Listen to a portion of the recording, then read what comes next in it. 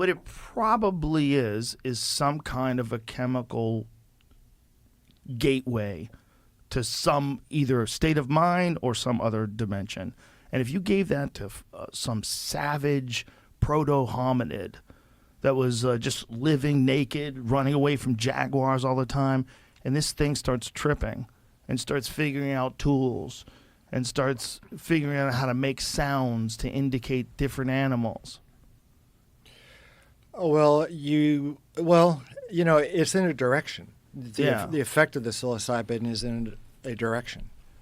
So that's an interesting thing to consider. Direction in what way? What do you mean by that? Well, towards increasing civilization, towards language, towards love as opposed to hatred. Let's say. Yeah, it would help them form tribes, especially if they were all doing it together. Well, so you'd then argue for an evolutionary advantage for hominids that were taking psilocybin.